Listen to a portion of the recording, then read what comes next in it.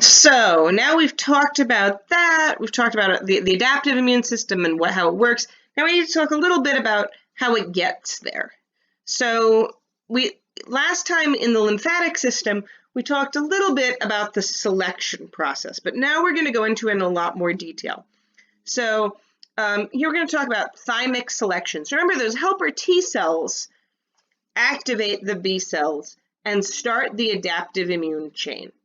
Now, if something goes wrong there, then we have a really big problem because those B cells might be sending out things to attack our own body.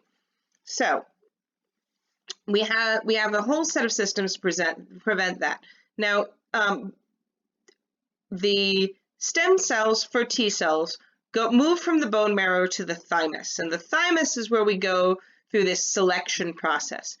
So developing T cells, each with different response systems, will develop in the thymus, and we go through a positive selection where we're checking to see, can they interact with MHC at all? Do they interact with that presenter molecule? If they don't, then we don't need to worry about, we're not interested in them, we get rid of them.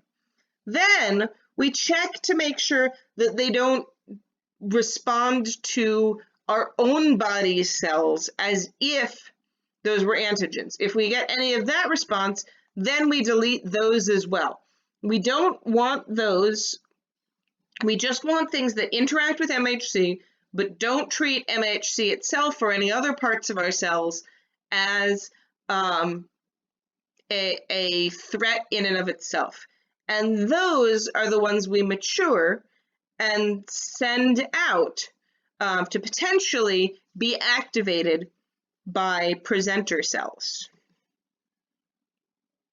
Once we have those, once it's activated, in addition to activating other cells, it will also produce more of these cells. So once it's activated, it then can produce more cells that respond to the same sorts of things. And these are going to be helper T cells, cytotoxic T cells, and memory T cells. Helper T cells, we've talked about, they activate B cells. Memory T cells are just like the memory B cells. They're going to hang around and wait to be activated again, but make it easier to respond next time. And that's how acquired immunity works, so that you can respond to this next time if you get a vaccine or if you've had the same infection before. Then we have cytotoxic T cells, which go out and attack on their own, but only the thing that they specifically respond to. B cells are, again, these antibody-producing cells. So these antibody-producing cells go through a very similar process. So the antibody, the B cells, we produce a lot of them, but then they only start activating and form more of these clones once they're activated. So you've got like a few of them out there, and then once it's activated, you'll produce a lot of these. Now, the reason we don't need to have quite as much selection on the B cells is that they're not going to do anything until they're activated by a T cell. So we still have some selection. We still want to check, but since they're not doing anything without activation, we don't need to be quite as cautious. Now, we do still check them for central tolerance. So central tolerance, again, we're making sure that they're not attacking ourselves. They're only attacking something else. We're not too worried about what, but as long as they're not attacking ourselves, that's fine. Then they can wait for them to be activated. But this is not as tight a selection process as the T cell selection process. Obviously, both of these can still go wrong. We can still wind up with cells that are producing antibodies against our own cells, and that is what we call an autoimmune condition. So to look at this, we have this peripheral tolerance that's going to check and make sure that it's not going to attack our cells and give us an autoimmune condition. And all of this comes back to this, so once we've got this whole system activated, the thing that it's going to do is produce these antibodies. So antibodies, or immunoglobulins, are this protein where you've got a heavy chain, a pair of heavy chains and a pair of light chains. The heavy chains have a sort of base point that is this constant region. It also has a part of the light chain in it. And this constant region is the thing that our body's cells can respond to as this is an antibody. But this variable region up here is what is going to allow it to bind to its very specific target. So this variable region is specific to some target, and because of the shape and structure of that, it will only bind to that target.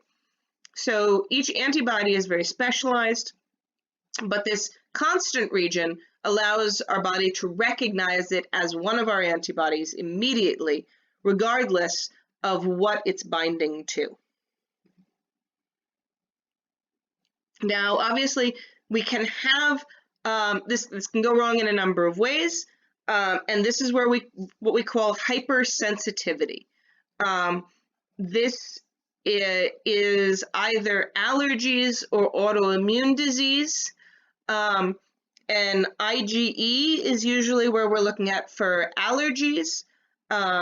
So this causes IgE causes anaphylaxis, seasonal allergies, and causes this mast cell activation that causes the itch response and all the things you associate with allergies.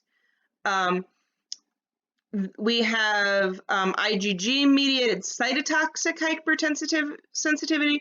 This is usually related to transfusion issues. When we see these antibodies binding to other cells and causing cytotoxicity, this is when we have other human cells in our body, we often have this response. Then you can have antibody-antigen complexes that are deposited in the tissue, causing activation. This is a common form of autoimmune disease where you get these antibodies so that it kind of gets stuck there and cause this immune response to our own tissues here. And then there's cell-mediated hypersensitivity, where you have production of activation of T cells that are sensitive to our own system, and then that causes attack against our own body. This can be a lot of types of autoimmune diseases like multiple sclerosis or type 1 diabetes. So these are sort of the overreactions of the immune system that we can see. So autoimmune disorders in a nutshell here.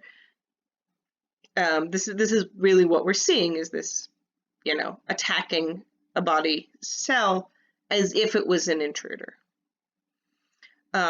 So in this case, we're looking at this antibody mediated, where you've got antibodies attaching to body tissues.